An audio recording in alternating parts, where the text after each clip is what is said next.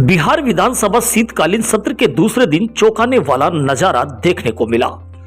मुख्यमंत्री नीतीश कुमार अचानक सदन में भड़क गए। सीएम को इतना गुस्सा आया कि उन्होंने स्पीकर की बात भी नहीं मानी और लगातार तब तक बोलते रहे जब तक उनकी बात पूरी नहीं हो गई। स्पीकर विजय सिन्हा बार बार मुख्यमंत्री से आसन की बात सुनने का आग्रह करते रहे, लेकिन सीएम गुस्से में लगातार बोलते रहे। छपरा में जहरीली शराब में मौत पर बीजेपी ने महागठबंधन सरकार को घेरने की कोशिश की। विधानसभा में बीजेपी विधायकों ने मुद्दा उठाया और नारेबाजी शुरू की। इसी बीच सीएम नीतीश बीजेपी विधायकों पर भड़क उठे।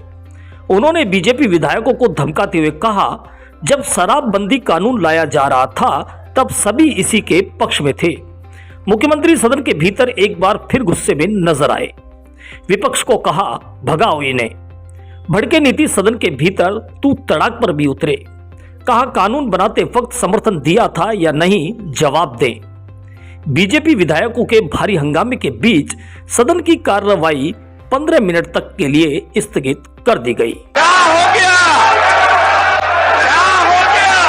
अरे क्या हो गया? इस जब बीजेपी के साथ थे तो उस समय शराबबंदी कानून में मौतें बरस रही थी, गरीब को जेल में ठूंसा जा रहा था, पुलिस की लाठी बरस रही थी और शराब माफियाओं की चांदी थी। तो अब जब हम लोगों ने सपोर्ट किया है, सरकार बदली है, तो शराब माफियाओं को जेल में होनी चाहिए और गरीब बेमौत नहीं मरे।